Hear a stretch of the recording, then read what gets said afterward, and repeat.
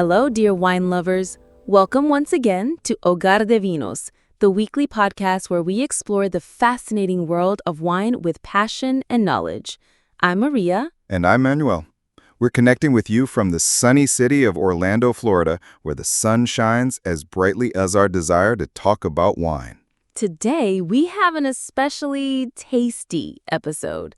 Literally, we're going to dive into a topic that sparks a lot of controversy among sommeliers and enthusiasts, pairing wine with Eastern cuisine. And believe me, Maria, and I have very different opinions on this topic. So I invite you to stay until the end because I'm sure you'll leave with a completely new perspective. For decades, we've seen how Eastern cuisine has conquered Western palates, from Japanese sushi to Thai curry, including Chinese and Korean cuisine. But the question arises, can our traditional wines really complement these complex and different flavors? Exactly. And that's where Maria and I completely disagree. She's a purist of traditional pairings, while I believe it's time to break the rules. Look, Manuel, I'm not a purist out of a whim. There are very solid scientific and cultural reasons. Eastern cuisine, especially Japanese, has a completely different philosophy. Sake, for example, was specifically created to complement the umami flavors of sushi. It has an acidity and structure that wine simply can't replicate. But Maria, don't you think that's a bit narrow-minded? Chef Nobu Matsuhisa, who practically invented Nikki cuisine, constantly pairs his dishes with wines. His restaurant in New York has a wine list of over 300 labels. Nobu is an exception, not the rule. And besides, he adapts his dishes to work with wine. He reduces the salt, modifies the sauces. He's basically westernizing Japanese cuisine.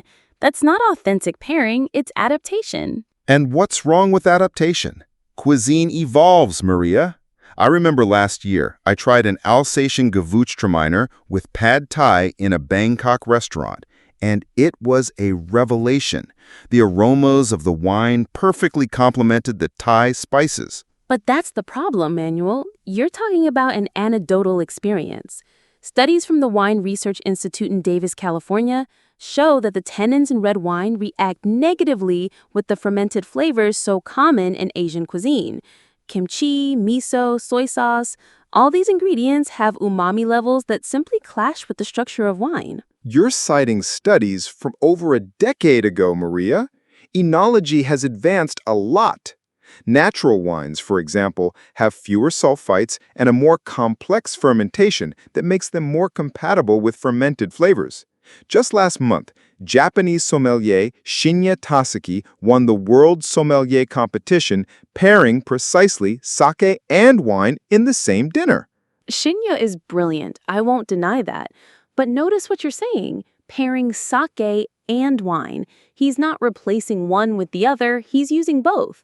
That reinforces my point. Each drink has its cultural and gastronomic place. Well then, let's talk about specific cases. What about salmon sushi with an Oregon Pinot Noir? Salmon is fatty, Pinot has acidity and soft tannins. It's almost perfect. There's the problem, Manuel. Traditional Japanese sushi never included salmon. That's a Western invention from the 80s. You're pairing fusion cuisine, not authentic Eastern cuisine. Touché, Maria. But that's exactly my point. The Eastern cuisine we consume in the West is already fusion. Chinese restaurants in the U.S. serve General Tso's chicken, which doesn't exist in China. Thai chefs here sweeten their curries. So why can't we pair these adapted dishes with Western wines? Because we lose the essence, Manuel. It's like, imagine someone marinating paella with sake. Technically, it might work, but we would be losing the entire Mediterranean tradition that makes paella special. But Maria, don't you think you're being a bit elitist? Most of our listeners aren't going to travel to Japan to eat authentic sushi with artisan sake. They go to their local Japanese restaurant, order a California roll, and want to enjoy it with a glass of wine. Why deny them that experience? It's not about denying them anything. It's about educating. When you understand why sake works better with certain dishes, you can make more informed decisions. Plus, many Asian restaurants now offer excellent sake selections and Asian wines. Speaking of Asian wines, what do you think of Chinese wines? They're improving incredibly.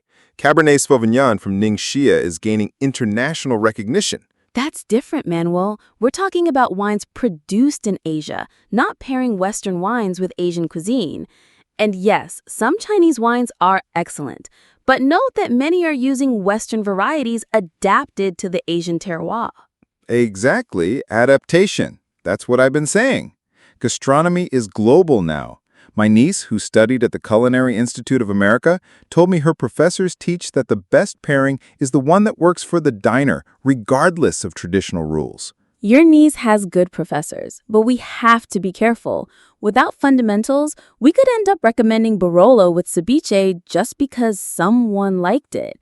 There are basic principles: acidity, sweetness, fat, tannins. These don't change just because we change cultures.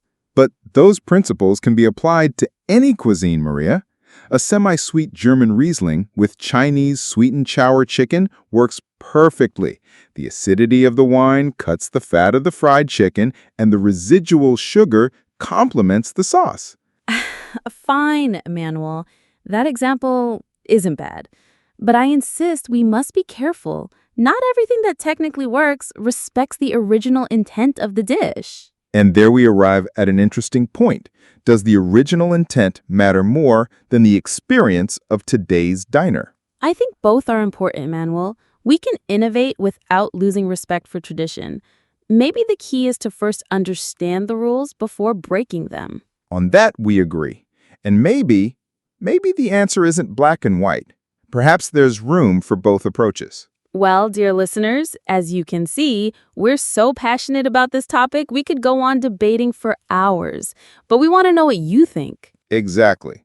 Are you on Maria's team, defending cultural traditions in pairing, or on Manuel's team, betting on boundless experimentation? More importantly, have you tried a wine pairing with Eastern cuisine that surprised you? Tell us on our social media. Thanks for joining us for another week on Hogar de Vinos. We hope this debate has given you as much to think about as it has us, and don't forget to visit our YouTube channel, give it a like, and subscribe. It costs you nothing and helps us continue publishing interesting content. See you next week with an equally fascinating topic.